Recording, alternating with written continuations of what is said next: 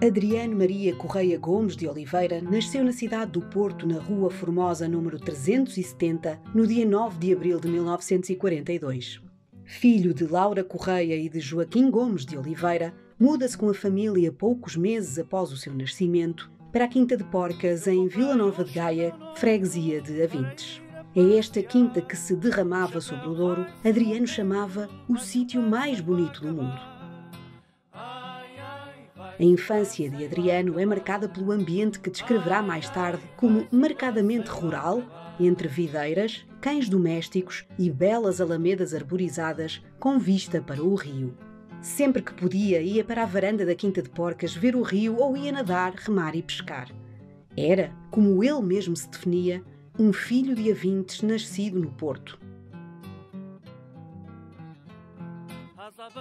Em 1957 é fundada, com a participação de Adriano, a União Académica de Avintes. Aqui, iniciou-se no teatro amador, foi atleta da equipa de voleibol, cantou e tocou viola elétrica no conjunto musical desta coletividade.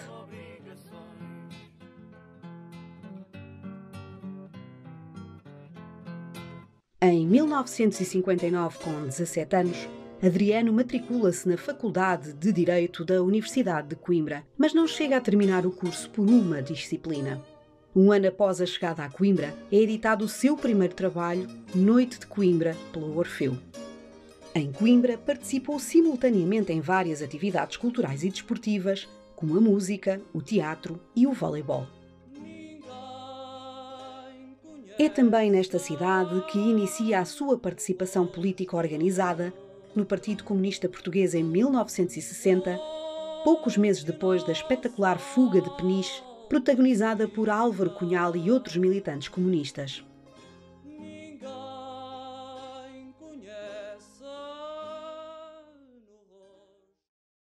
O início dos anos 60 é um período conturbado de forte luta e resistência, mas também de repressão. Há greves operárias e camponesas de norte a sul do país. Em Lisboa, na sequência da proibição pelo governo fascista da comemoração do Dia do Estudante, intensificam-se as lutas estudantis. A polícia de choque invade a cidade universitária, carregando sobre centenas de estudantes. Começa uma prolongada greve que se alastra às outras academias.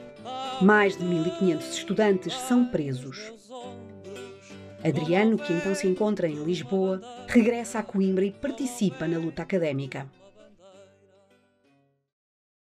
Em 1963, Adriano reside na República Ras de Parta, onde vai funcionar a sede da candidatura democrática às eleições da Associação Académica de Coimbra. Nesta altura, Adriano grava um tema que se tornará incontornável, Trova do Vento que Passa, com o poema de Manuel Alegre e música de António Portugal. Pergunto ao vento que passa.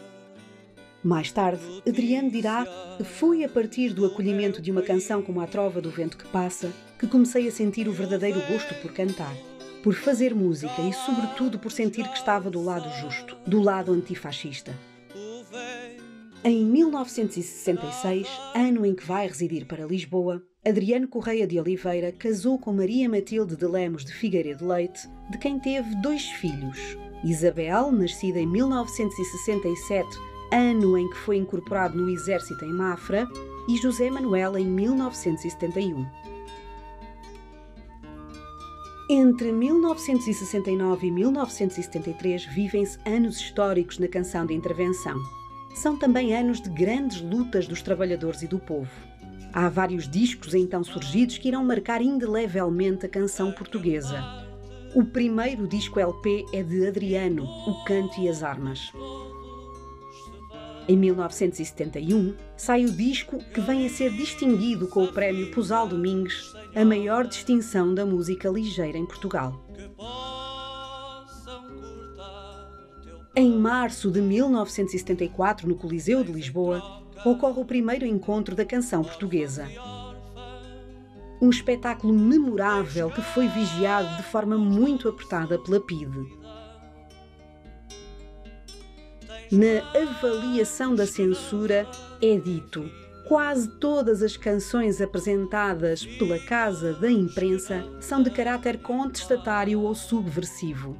Temo que o espetáculo ofereça aborrecimentos.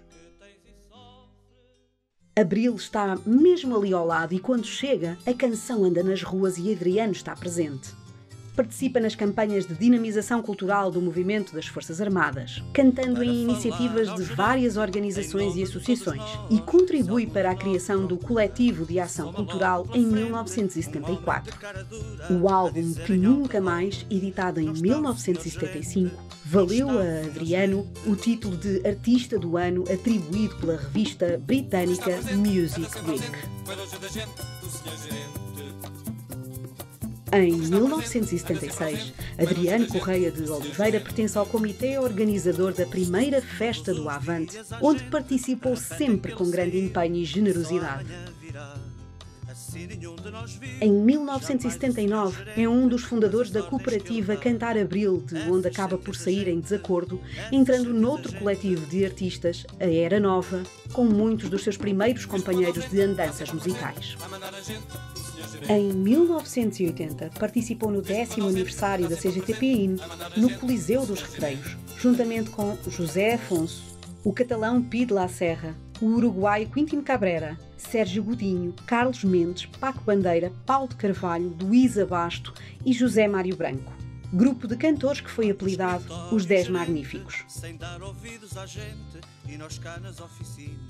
Nesse mesmo ano lançou o seu último álbum, Cantigas Portuguesas, e teve lugar o seu último espetáculo, numa escola em Mondim de Basto, no âmbito de um encontro do seu partido, o Partido Comunista Português. No dia 16 de outubro de 1982, Adriano Correia de Oliveira, o trovador sem medo, morreu em Avintes. Tinha apenas 40 anos. Foi um homem da música, da cultura, da participação, da luta pela liberdade e pela democracia, que deu voz aos seus ideais e ao seu povo.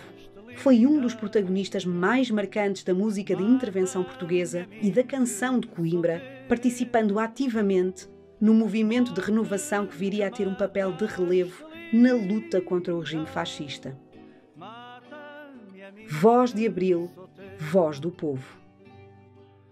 Mata-me com os mesmos ferros com que a lida morreu.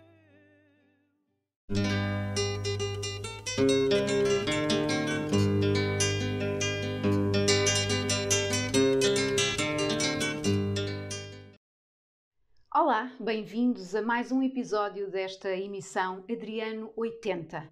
Esta homenagem que pretendemos prestar a Adriano Correia de Oliveira é celebrada por diferentes gerações.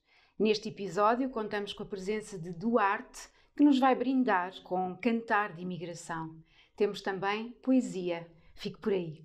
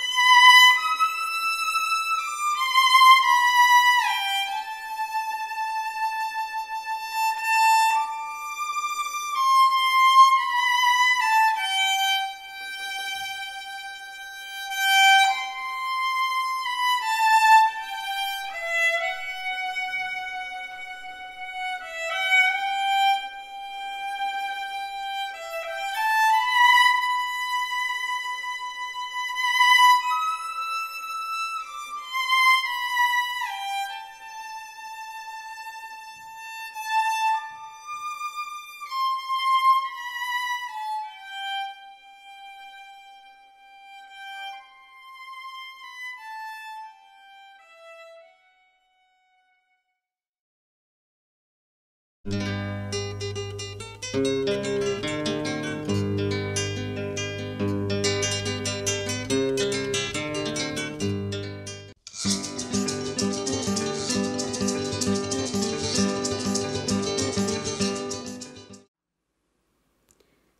tuas mãos tomaste uma guitarra, copo de vinho de alegria sã, sangria do suor e de cigarra, que à noite canta a festa da manhã. Foste sempre o cantor que não se agarra, o que à terra chamou amante e irmã. Mas também português que investe e marra, voz de alaúde e rosto de maçã. O teu coração de ouro veio do Douro, num barco de vindimas, de cantigas tão generosas como a liberdade. Resta de ti a ilha de um tesouro, a joia com as pedras mais antigas. Não é saudade, não, é amizade.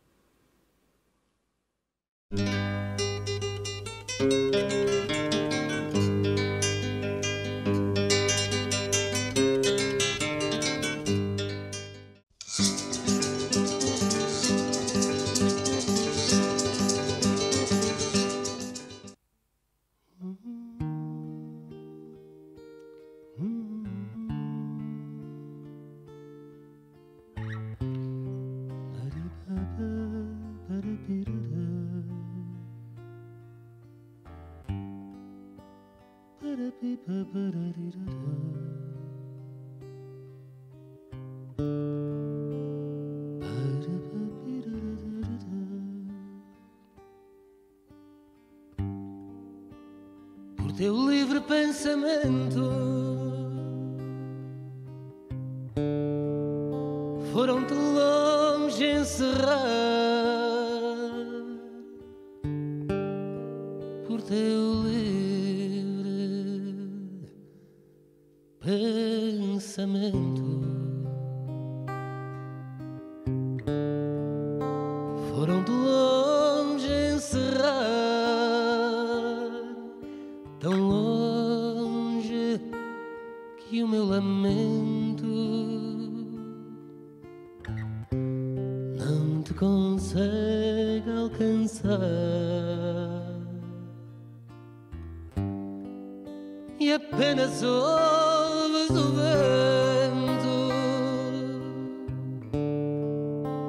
e apenas ouves o mar. Levaram-te a meio da noite, a treva tudo cobria. Levaram-te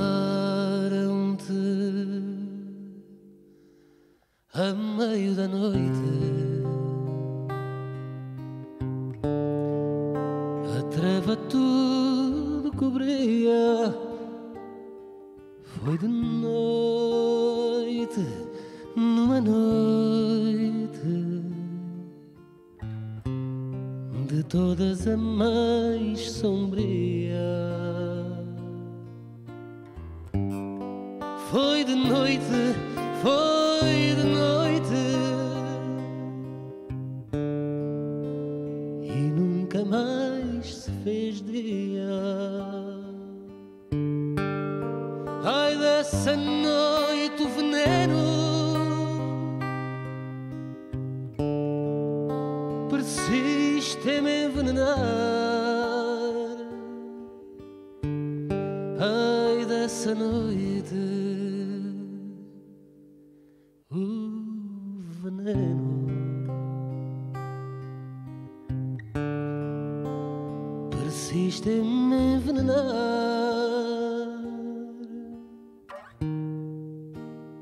Ouço apenas o silêncio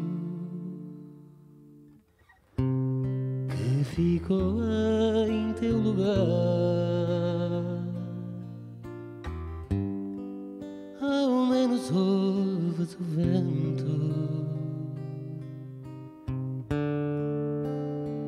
ao menos ouves o mar.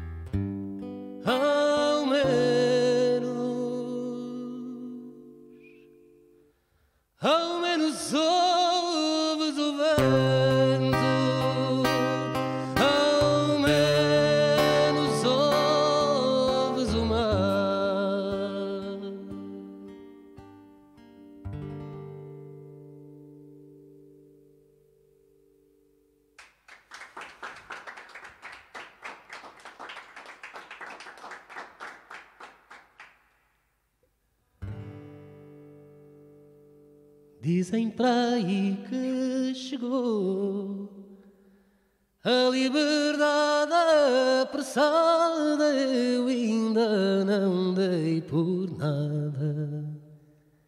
Continuo sendo o que sou.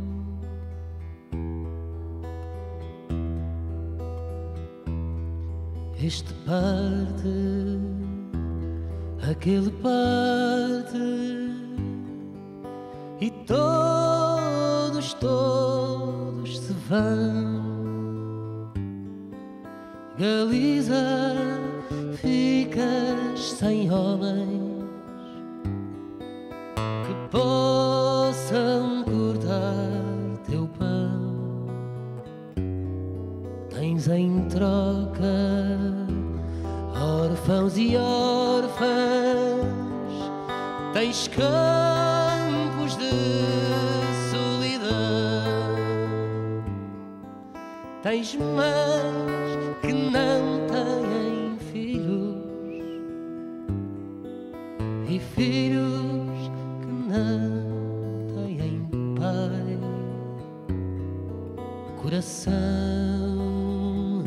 que tens e sofre longas ausências mortais, viúvas de vivos mortos que ninguém consolará. Este parte, aquele parte, e todos se vão. Galiza, ficas sem homens que possam cortar teu pão. Este parte, aquele parte.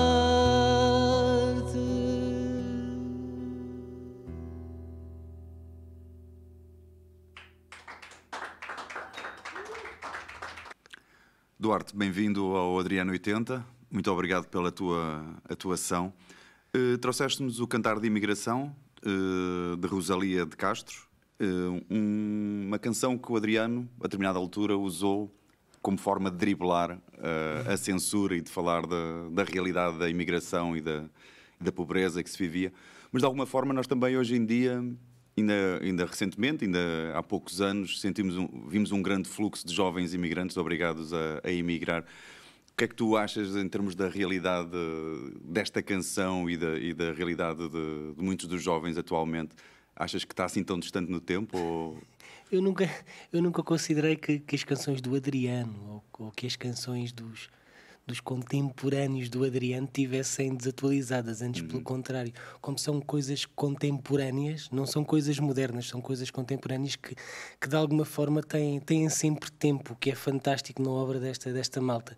Eu estava-me a lembrar agora que temos aqui umas cassetes. Temos aqui umas cassetes na mesa. Eu estava-me a tentar lembrar de quando é que eu tinha ouvido Adriano Correia de Oliveira pela primeira vez e quando é que tinha ouvido este Cantar de Imigração pela primeira vez. E eu era criança ainda, não tinha qualquer consciência política, nem tinha qualquer consciência do que é que eles estavam a cantar ou não. E lembro-me que em casa dos meus avós descobri uma caixa de sapatos com cassetes escondidas. Estavam escondidas ainda do tempo da ditadura, do fascismo, e continuaram meio escondidas. Eu ouvia-as também às escondidas, e nessa altura não tinha a mínima consciência do que é que eles estavam a dizer ou não, mas o que é certo é que eu petrificava a ouvir o Adriano, petrificava a ouvir o Zeca, petrificava a ouvir o Vitorino, que estavam, o Sérgio, sei lá, uma data que nessa altura já faziam e já criavam com um sentido de querer mais do que o que temos, não é? E este cantar de imigração eu não sinto que esteja de alguma forma descontextualizado. Aliás, antes pelo contrário, não é? Nós temos refugiados a ir e a vir de todos os lados do mundo. Temos pessoas que vão, temos pessoas que partem, temos pessoas que morrem, não é? À conta das mais diversas calamidades. Portanto, lá está, volto se calhar a sublinhar, a grande mais-valia deste cantar de imigração, e ainda bem que assim o é, não é moderno, é contemporâneo. Já falaste dessa tua primeira experiência, esse primeiro contacto com as cassetes do Adriano. De que forma é que o Adriano te influenciou, te marcou o teu próprio trabalho? No canto, na composição? Pronto, eu venho de um universo, ou se quiseres, de uma matriz de construção fadista. Portanto, tudo aquela que é a minha matriz de construção ou de criação assenta no fado. Muito embora eu depois tenha como grandes referências aqueles que eu acho que são grandes intérpretes. E ao próprio, o Adriano também veio do fado, não é? Exatamente. Portanto, o Adriano pertence a esse, se quiseres, pertence a esse núcleo. Não vamos lhe chamar um Olimpo, o meu Olimpo musical. Né? Está o Zeca, está o Zé Mário, está o Adriano. Porque eles faziam as coisas com um sentido que não fosse só o do sucesso, ou que não fosse só ou até somente estética. Aquilo se assentava sempre em vários pilares que implicavam que tu pensasses o porquê que estás a fazer as coisas e o que é que queres com aquilo que defendes, e eu acho isso dos deuses. E, portanto, acaba por ser, se bem que pronto, como dizia, a minha base de trabalho é a matriz fadista, depois não consigo deixar de estar desligado da forma como estes homens e como estes intérpretes, como estes cantautores, de alguma forma serviam aquilo que cantavam e não se serviam daquilo que cantavam.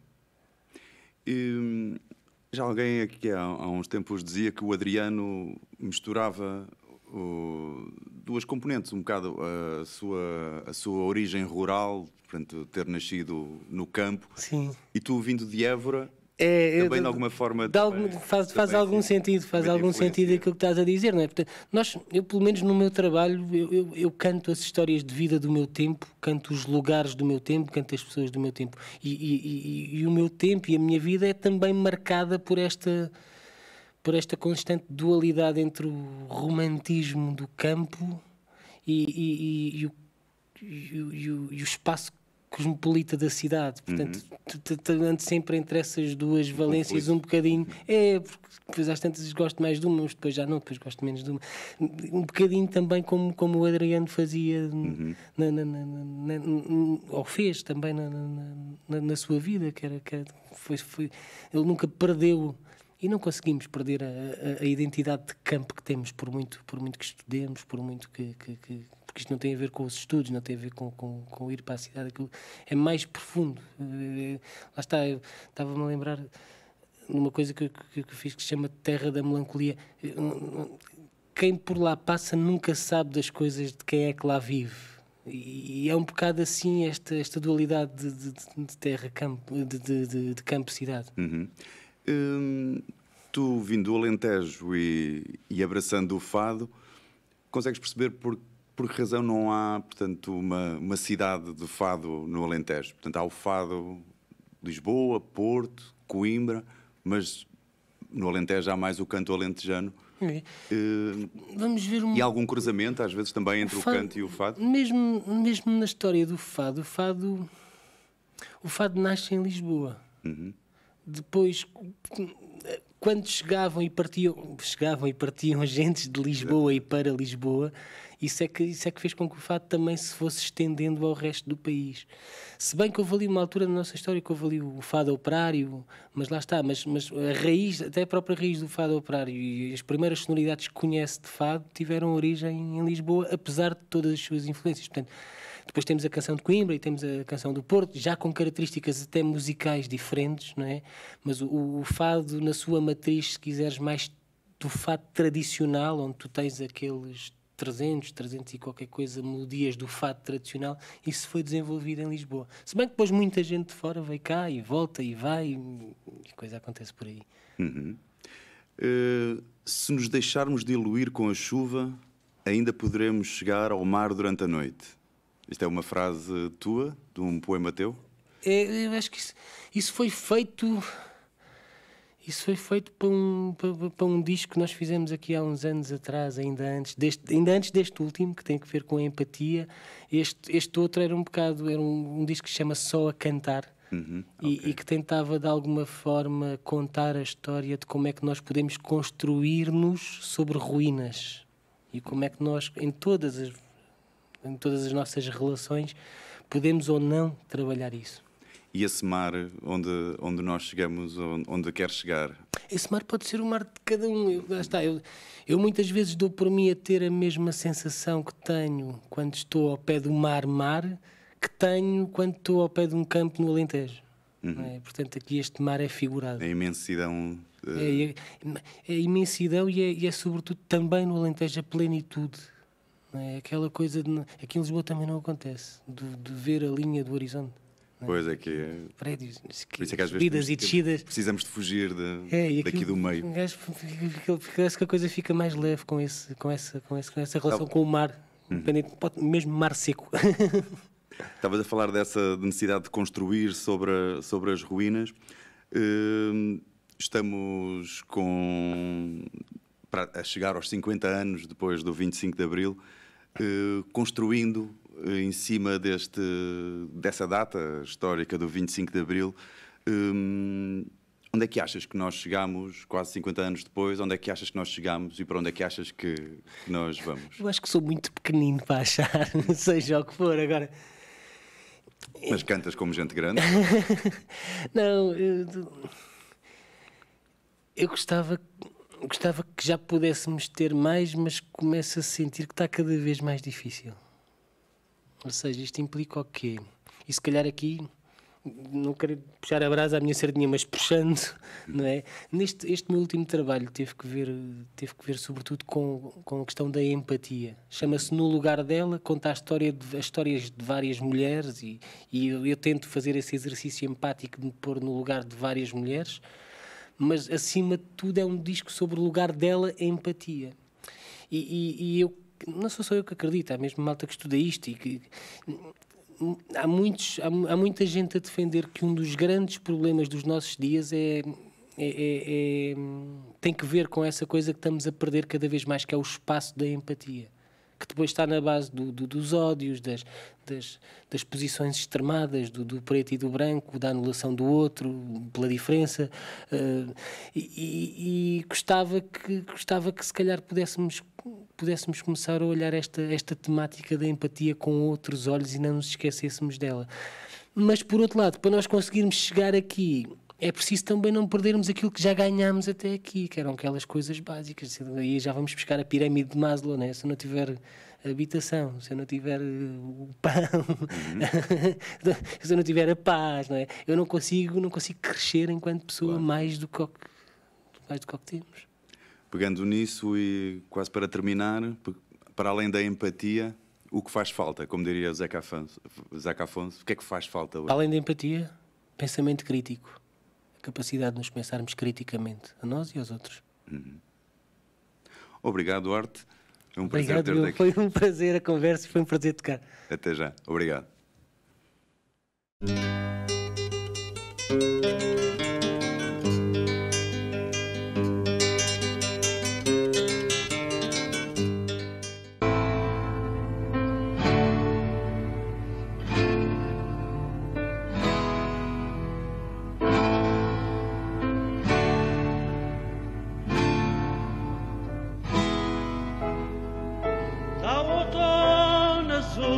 E o vinho dos olivais, azeite nos é dado, dá a cama e a mesa o verde pinho, as balas deram sangue derramado, dá a chuva o inverno o criador, às sementes dá sulcos o arado, no lar a lenha em chama dá calor, as balas deram sangue derramado, dá primavera o campo colorido, glória e coroa do mundo renovado, aos corações dá o amor renascido, as balas deram sangue derramado.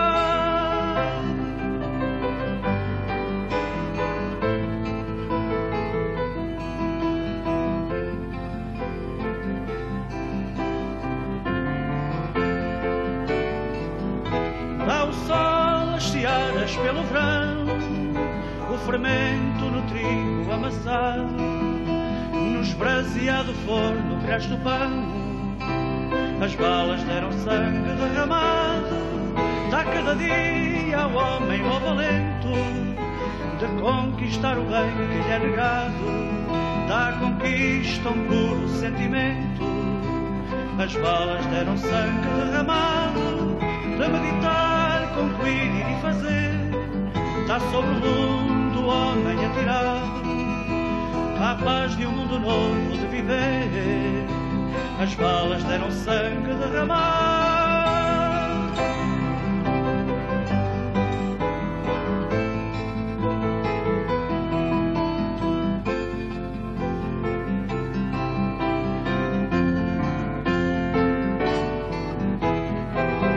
Dá certeza um querer construir o que tanto nos negou o ódio armado, que a vida construir é destruir.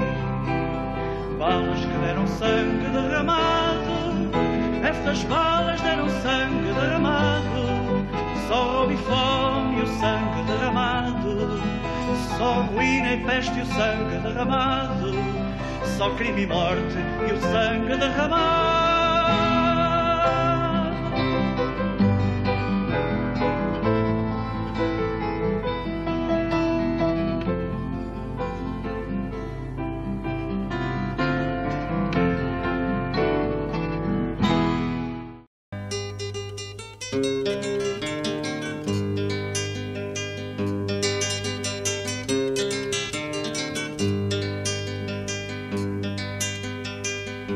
Venho da terra assombrada do ventre da minha mãe.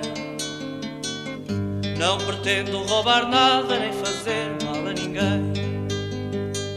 Só quero o que me é devido por me trazerem aqui, que eu nem sequer fui ouvido no ato de que nasci. Trago boca para comer e olhos para desejar. Tenho pressa de viver, que a vida é água a correr. Tenho pressa de viver, que a vida é água a correr. Venho do fundo do tempo, não tenho tempo a perder.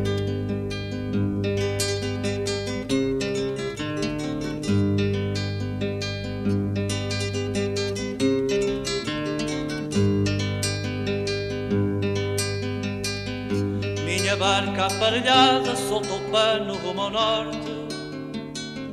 Meu desejo é passaporte para a fronte.